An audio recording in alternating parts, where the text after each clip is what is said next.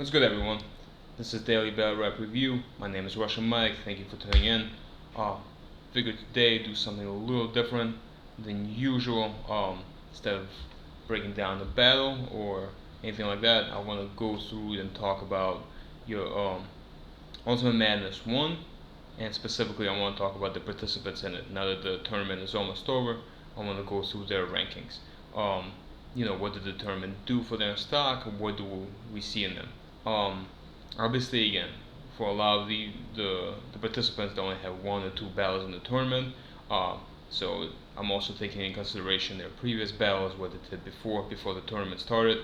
Um, and also, again, I wouldn't focus too much on um, the exact rankings themselves as so much as tiers, right? Like I have put in 5 different tiers.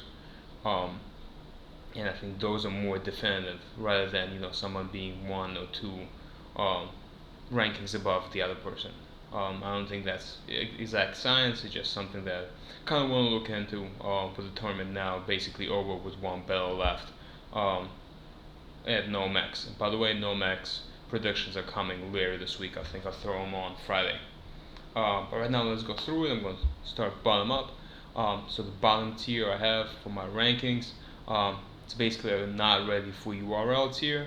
Don't want to put anybody in there. I feel a little bad doing it. I kind of wish everybody success. I hope everybody makes as much money and gets as much fame as possible from battle rap.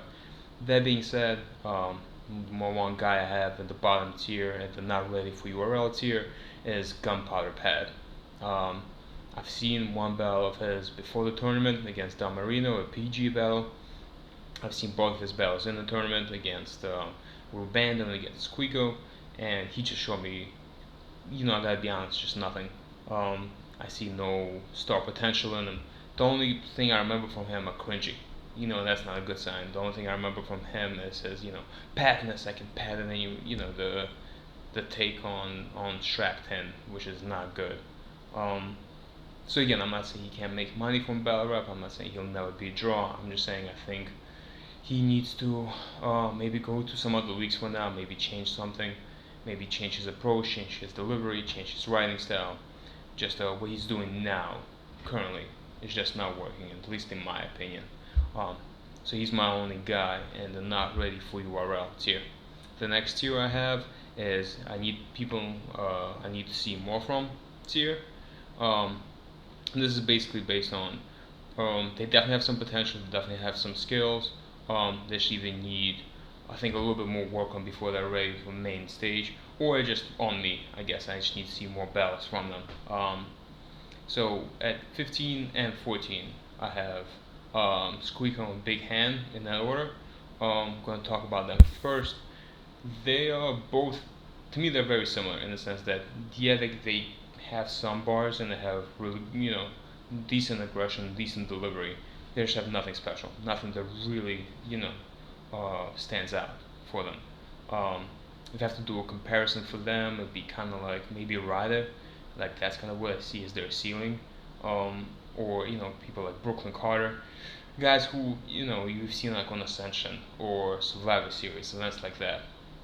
They're not trash or anything. They have moments, like I said, they have bars. They might even give you an occasional haymaker, but there's just nothing that separates them from um, a gang of other battle rappers right now. Um, I think I hope they can come up with something that would separate them from other people. Right now the only thing Big Hand is the tall guy from Philly. Squeako is the guy with an accent. They need something more. Maybe they need a signature move or some signature attribute that they currently just do not have. But again, they definitely have potential. At 13, still in the same tier, I got Brooklyn Hands. He kind of has the opposite problem, right? I think he clearly has his own style, has his own lane. He's got the vet presence. He kind of sounds like Head Ice, but he's not there yet, right? Where he hasn't put it all together. Obviously, Head Ice has tons of classic performances, classic, battles where he bring out all 3 rounds of five material. I haven't seen that from Brooklyn Hands yet. Not from his PG battles, not from his battle against Trufo, and not in any of the battles in the tournament. all those battles, I think he had one or two maybe good rounds, but that's about it. So I do want to see him kind of utilize his style and just be consistent with it. And I think if he does that, if he stays consistent, if he maybe dumps it down a bit, kind of then I can see him actually being in the main stage ready in a few performances. Um, and then the last person I have in this tier is Kruger. He is at number 12. I actually thought he was fire. I really like his battle against Fonz. I think he's got different look. I think he's got a unique delivery, and I think he's fire. I just think I literally need to see more of him. He just doesn't have too many battles on URL yet, and I want to see more of him performing in the quiet room. And I think that's all there is to it. Whereas some other people in this tier might need to work on the attributes. Kruger, I think he needs either more opportunities or work on his work ethic. I'm not sure what the reasons why we haven't seen more of him. Moving on to the next tier, I call it Almost There. It's a little similar to the previous tier. It just, I think the people in the previous tier needed some significant help to get to the main stage. I think these people needed just a little bit of help, a little more polishing. So at number 11, I have Bad News. And yeah, he's there.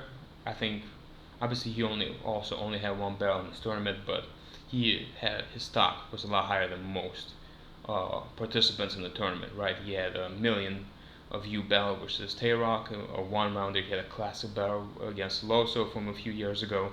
So we know he can deliver. We know he can bring 3 consistently good rounds. He just needs to do it every battle, right? That's I think his biggest problem. He needs to maybe sharpen his writing a little bit. He still has outdated bars. That being said, I mean, he knows what he's doing in the ring, right? He knows his character, he knows his voice projections, and he has got delivery, he's got the aggression. As long as he maybe just edits his bars a little bit better, and again does it consistently from battle to battle to battle, I think he is on his way up to the main stage. Number 10, still in the same tier, the Almost There tier, I got Bando, the Rubando, the semi-finalist, Rubando. The guy who almost made it to Nome. Again, clearly has potential, right? We've seen it in his third round against Gunpowder Pat. We've seen it in the second round against Jay Nightwing, right? When he's on, when everything clicks, when the delivery and the writing actually are on point, he personally reminds me of a young JC almost. Before JC slowed down, he's really good, one of the best in the world even, and definitely has potential to beat almost anyone. The problem is, again, obviously there was a choke against Jay Nightwing, but also just sometimes either his delivery is off or the writing just isn't there. I think against Gunpowder Pat, when he tried to joke against him, that was a terrible round. So that's something else he has to work on. He has to work on his charisma. But I think again, he does, like I say, he has potential to be one of the best in the world if if the delivery and the bars are at their peak. So again, I think he to me is the guy right now with a very high ceiling, but also a very low floor. So I think it's just going to be interesting to watch him develop. He's still super young, and I think in a couple of years, I would not be shocked if he's on the main stage. Number 9, I have Your Honor. Again, he's also there and almost there tier. Again, this guy clearly has superstar potential. We knew this from when we first saw him against Swamp, or even before that, or after that when he went viral against Castro. This dude has charisma by the pound. He's got, he can go from being hilarious to being really aggressive. He's got bars on top of it. And again, when he puts it all together, he's a problem. Very hard to stop. I think people made comparisons to Charlie Clips. And I agree with it. I think that's who he can be when he puts it all together. That being said, he lost to Rubando when Rubando wasn't even at its best. Again, the choking has been the problem and the consistency has been the problem. I think, again, if he consistently does performs close to his peak ability, would not be surprised to see him on the main stage either sometime soon. And the last person I have in the Almost There, I think, is Ace Amin. I think he's the guy who I contemplated putting in the next tier, but especially with everything that happened in the semifinals, with the stumbling and the choking and the backstage and the pushing and the shoving, and now we found out he recycled. Bro, like he's gotta cut it out. Like there's just no the lack of professionalism, which is so weird for him, right? Because he's somebody who I think understands the business, right? You see how he interviews, you see how he promos the fights. He's somebody who seems to get everything what he needs to do to become a superstar. But then, so it's very disappointing to see him engage in behavior to take away from that. It's like you get what you need to do to be professional. Then why don't you do it? Um, that being said, again, we've seen. I think his performance against Bad News in this tournament was amazing. His PG, which was like his breakthrough against Fuse the General, was amazing. But that, I think he beat Jane Nightwing earlier, and then last year. Again, if he has it together, if he performs like he's supposed to, he could definitely be a problem. He just gotta keep it professional. Keep it professional, and then don't stumble. That's really all he's gotta do. I think the aggression, the material, the delivery, I think he's got it all. Um, and again, I think honestly, if his performance, not even his performance, but the backstage and the everything that happened behind the scenes, and with the bumping again with the fans, if that didn't happen, I probably would have had him a tier higher. So now let me go to my next tier. This is people who are main stage ready. I think these people can perform. Uh, they can be undercards on Gnomes. They can be undercards on Summer Madness. I think they have what it takes. They have the polish. That's what I'm trying to say. Um, Number seven, I think in total rankings, and the first person in this tier is Don Marino. I'll be honest, I have him here mostly because of what he's done before this tournament, not during this tournament. That being said, I mean, I think he performed really well against Easy the Block Captain. I think that was one of the best battles of this whole tournament. Um, I think he actually kind of showed that he's not just a punchline guy, right? That's what he's known for. He's known for his punches, but he can give you the pain. He can give you the real talk as well. I thought his performance against Easy was really good. I thought it was a real close battle. I think he's polished. I think he's ready. I mean, we've seen him go up against vets. We've seen him go up against Geechee in one of the better battles from last year, which I personally had Don winning. We saw him go up against Pass and beat him pretty clearly. Don is definitely polished, and I know even though he lost in the first round in this tournament, I think the overwhelming evidence is that he's ready for the main stage. I really do believe that, and I don't think even though he lost in the tournament, I don't think he showed anything in this tournament that says that he's not ready for the pressure. Even though, like I said, he took the L against Easy.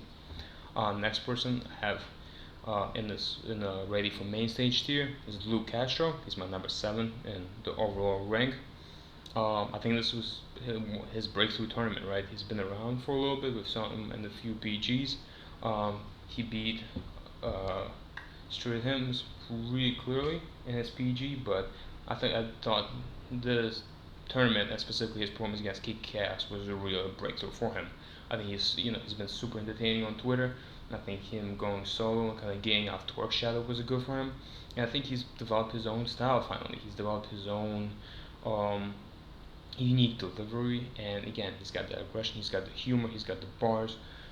He pretty much kind of has everything it takes. Almost again at this point, I almost kind of contemplated throwing him up on the in the final kind of the highest tier. But he's just not there yet. Again, the only thing he hasn't done this tournament, I think, is kind of had 3 really super fire rounds, kind of show that superstar potential. But Luke Castro, I think, can be absolutely a problem on the main stage against anybody. And the last person who I actually had in the highest tier and then I thought I took him down, which I'll explain why, is Real Sick. Personally, Real Sick was one of my favorites. I think he was, there's a reason why a lot of bloggers picked him to win the whole tournament. There's a reason why he was such a favorite. And it's because people who follow battle rap, people who follow him and IBell know what he's capable of. Again, he has this ability to kind of bridge almost like for lack of a better term, the nerds in the battle rap culture and the street battle rap fans, right? He's got that multisyllabic kind of double flow, but also he's got a lot of really fire gun bars and real aggression, and it doesn't feel forced at all. So there's definitely superstar potential. The only thing is with his fast delivery and um, with that double flow, the multi-syllabic rapping, I'm just not sure how the URL fans will react to him when he finally does get on the main stage. That's kind of the only question mark I have for him, and that's the only reason why I didn't put him in my highest tier. That being said, I think if he proves that he can control a large crowd, if he proves that he can go over with the URL fans in attendance, I think the sky's the limit for him, and he might end up being the biggest star of the whole, this Ultimate Madness 1 cohort. Speaking of which, can you tell this was a really bad editing job? It is. Speaking of which, let's talk about the last cohort, the superstars cohort, the people I expect to be um, at some point, in the next couple of years, will probably headline a Gnome or Summit Madness, or maybe headline in other leagues if they choose to. Um, and number four, the person I have, he is Kickass. He's personally, of all everybody on the list, I'm the biggest fan of him. I thought his battle which is real sick, was one of the best battles of the year. Period. And I thought his performance, specifically that first round, just kind of showcased his originality. He's kind of like nobody. There's been a lot of comparisons between him and JC, and as far as just like writers, he reminds me more of like quantum physics, but more polished than him, with like better delivery. And I love how original he is. I love how layered his writing is. And with that, he's not just the pen. It's not like he has the pen and nothing else. I think he's got aggression and delivery to goes with it. Obviously, just like real sick, and then he has to prove um, that he can move a crowd, and that he can get 2,000 people in the audience to react to him and to hang on his word and kind of follow the layered writing. Um, but I have no doubts that he will be able to. Again, maybe this is just a personal bias thing.